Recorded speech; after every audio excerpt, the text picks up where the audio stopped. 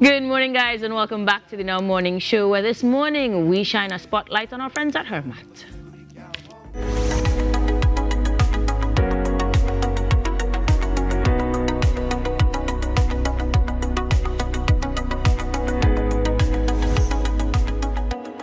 Inside your spotlight this morning, we're chatting about the Legacy Awards and the Hall of Fame induction ceremony that took place last Saturday, all courtesy the good folks at HRMATT. This morning, let me welcome the president of HRMATT, Cavelle Joseph St Omer, and the founder and managing director of Regency, Recruitment and Resources, Lara Quentrall-Thomas, who just happened to take home the prize for the best place to work.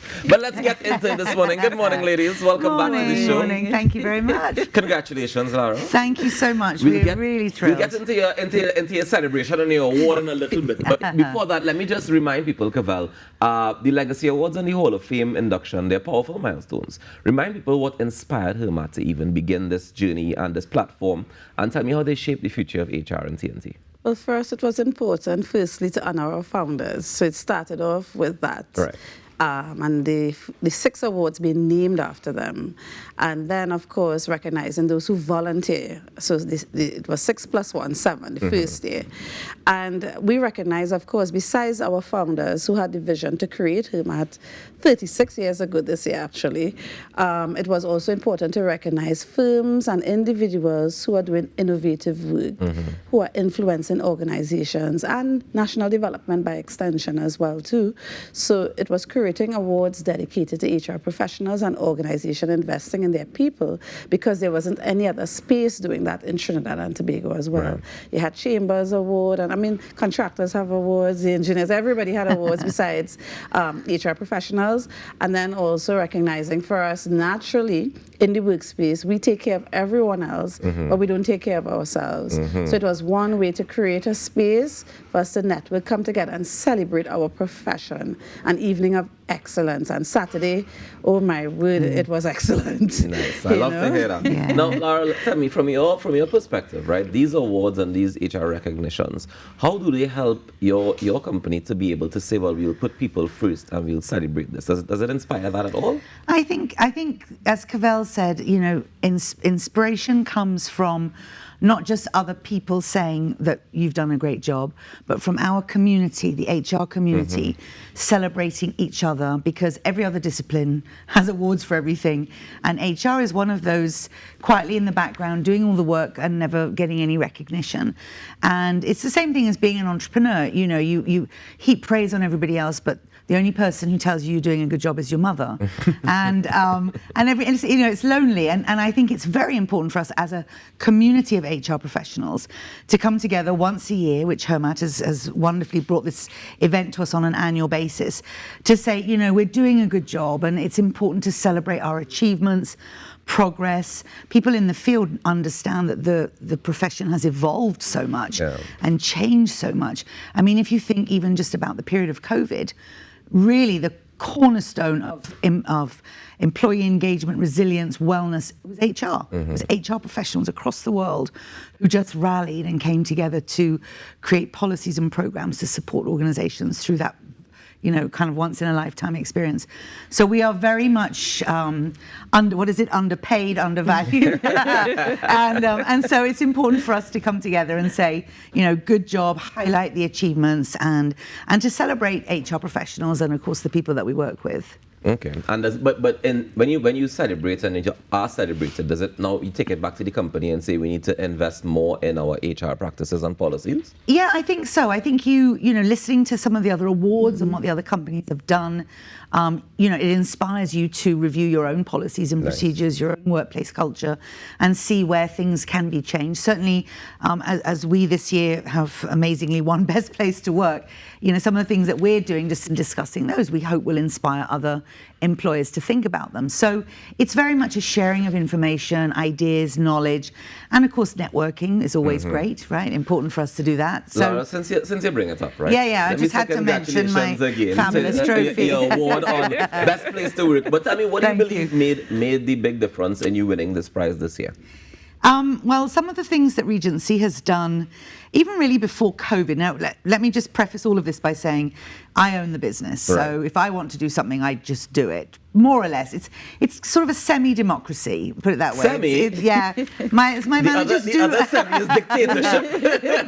my managers do have a voice, and we do encourage people to participate. But at the end of the day, if I want to do something, we get it done. So one of the things, of course, coming out of COVID was hybrid work, right? A lot of people did that. But we still work from home 4 days a week. We have never gone back 5 days a week in the office. So that in and of itself, for many people say, well, that alone is reason enough to come and work at Regency. But it was also part of... to ask if you had openings. It was really part of what I wanted as well. I didn't want to go back to the office 5 days a week. So why would I ask my staff to? And we fortunately have the technology. So even our receptionist can work from home and answer the switchboard because we have the technology. We invested heavily in a shared database. So that's what sort of the main reason. But also we have mental health days. We have... Added to the 4 days home? Yes, we have mental health days. We have Bring Your Dog to Work Day. We have service animal inclusion. We are a CAISO workplace champion for LGBTQI plus inclusion. We have a wellness allowance. So we're really trying as best as we can to support our staff and me to get balance. And I don't think work life is the right phrase because work is part of life.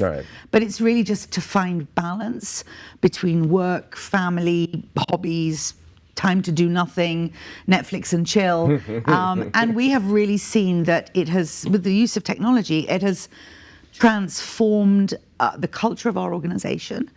People are not exhausted all the time because they don't have to spend hours in traffic to get to work. But what about accountability? Because I often hear that's a big challenge when it comes to, trusting people to do the work from home. Well, I mean, we're not perfect. We have had some issues, I'll be honest.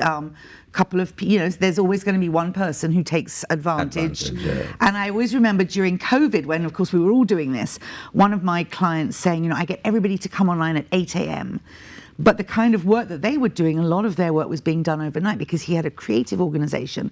So the sort of the designers and the creative folks are working at night.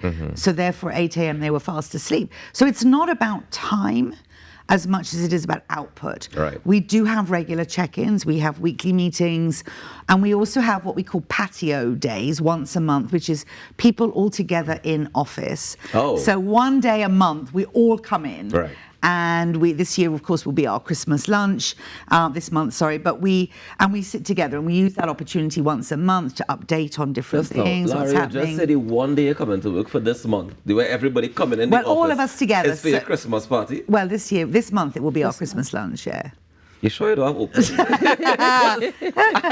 I really I obviously realize now why it is you would win this award, because if you've implemented all these things and they've been working out and the team is responding positively, then of course it will reflect on the company as well, and definitely the way people operate and work in the company. I mean, next year will be our 30th anniversary, 30 years since I started the firm.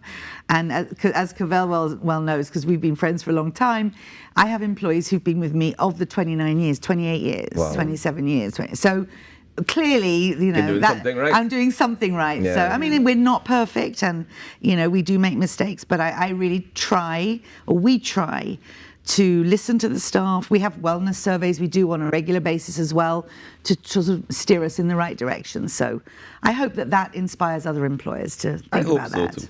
Cavelle, tell me about the Hall of Fame induction, because this is a very rare honor. Who was inducted this year and what qualities or contributions set the inductees apart as true trailblazers in HR? Well, we certainly had 5 trailblazers honored on Saturday evening.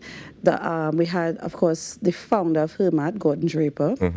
He's unfortunately no longer with us, but his legacy continues, and that is why the awards is a legacy awards. Legacy in Motion was the theme this year.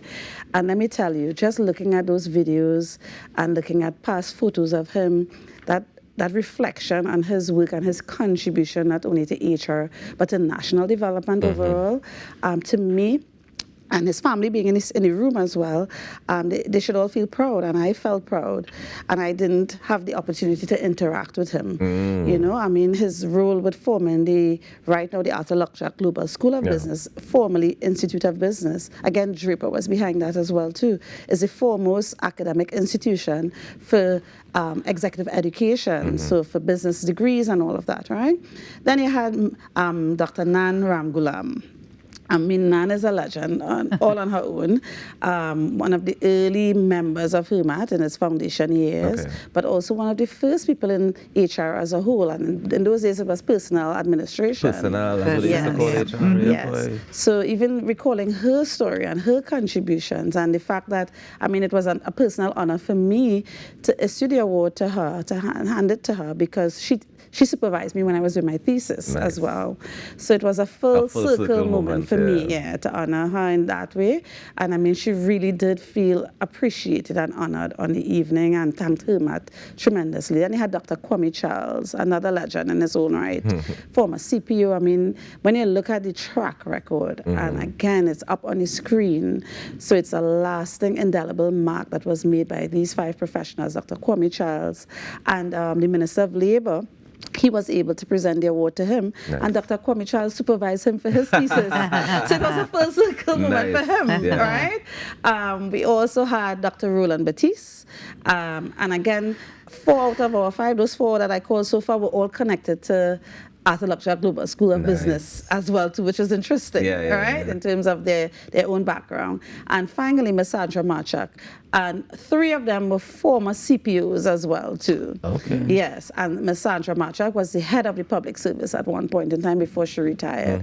So, I mean, 5 legends within their own right. And for us, honoring these individuals for their contribution, it's decades of service to a profession. They ushered the transition from personnel administration to HR management to now what we call in people learning culture. There's so many ways to describe what we do now. From the time that they entered into the profession to now, they have ushered in innovation and the evolution of this profession.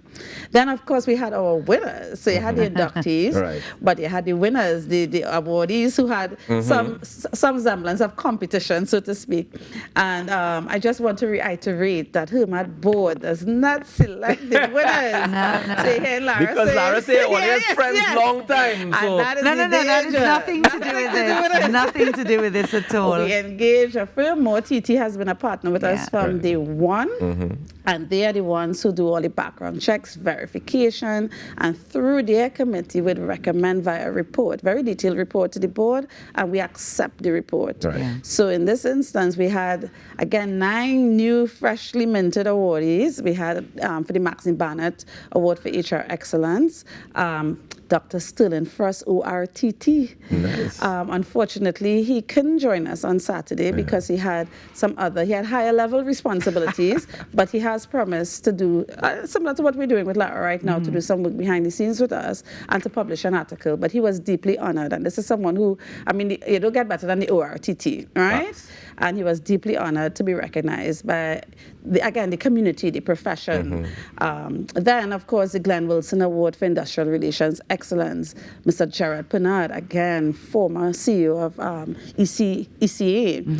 When you look at his track record as well, too, again, he too was deeply honored. On the night, all our awardees were there, save and except Dr. Frost. Right?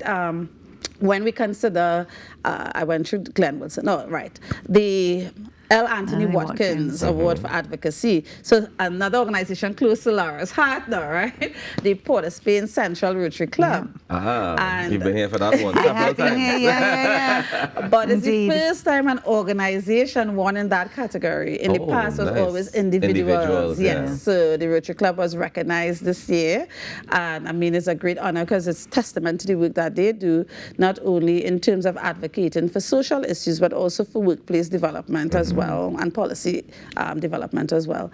Then we had the Lisa James Award for Learning and Development, and the Guardian Shared Services Limited out of the Guardian Insurance Group. They won that award. And let me tell you, that was, I mean, they were so honored by it. They came with their own photographer. They came to make noise at the awards. You know, I was coming so too. Yes. Bringing a video team and everything. That's right. And again, I mean, when you listen to what Lara shared earlier about recognizing best practices, what they have done to develop their people, and that is what that award honors, people who invest in the learning and development of their people.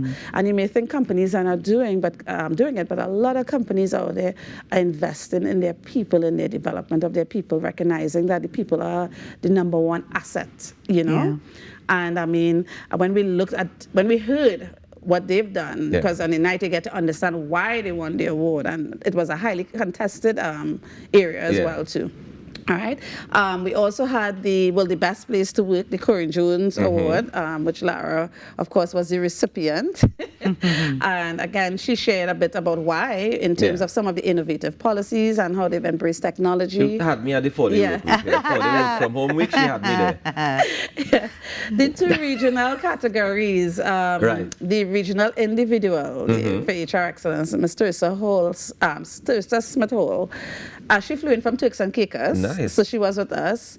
It's the first time in the award history that we had other territories in this space. So we had Antigua in the house, Barbados, Bahamas, Jamaica and Turks and Caicos. Right. So, I mean, I did feel we evolved into a true Caribbean awards now when you see persons flying in for it. And Republic Bank Limited won for the regional category for an organization. And of course, you know, it's a regional financial institution. Of course, and again, a big crew coming in, making the noise. Of course, feeling honored to be recognized for their contributions and work. So overall, it was a night that celebrated success. And to me, one of the most meaningful awards, all important, but the Volunteer of the Year, because we do everything at HRMATT. It's all volunteerism. So we're not paid for this. You would think you're getting paid for this. It's all volunteerism, you know. And Fallon Estrado, she's on our advocacy committee as well as part of the mentorship program. So she straddles 2 committees. And I mean, she was so stunned because when she arrived on the evening, she was placed at, but she had no idea, right? And she was seated at my table. So she thought that it made an error. And I said, if people were to pay attention, a clear giveaway would be, because I always have the Volunteer of the Year at my table, because I just think it's a night to honor you. You give so much for a year plus to HRMATT, free of charge, and at the end of the day, it's your night. You should be honored. You should have the best seat in the house, and we recognize her. And I mean, she got so teary-eyed. I think that was the most emotional, the most emotional part of the award. I felt really happy for her and proud of her, and I do hope when her organization sees this as well, because the whole point to curating this too is to inspire and to at least encourage employers to invest more in their people, to understand what other organizations are doing. So when you sit down and hear what Lara is doing, for example, and that it works, now it's not without challenges. Of course. All right, but it works. Everything have challenges, isn't it? So if you found a way to make it work, we could take the positives from it as well. Correct. Ladies, I want to say thank you very much for joining us this morning. Congratulations again to you, Lara. And of course, congrats to you and the entire HRMATT team as well, Cavelle, because I know this is not an easy feat to keep doing this year after year, and the amount of work that goes into not just the Legacy Awards, but all the different events that HRMATT does and takes part in. Congrats to you as president, second time running. Congratulations. And we look forward to more conversations like this where we get to learn more about the companies. Before we wrap though, Lara, I want to ask, what message would you leave with Trinidad and Tobago, with other organizations who want to invest more in the excellence and in the humanity aspect of things?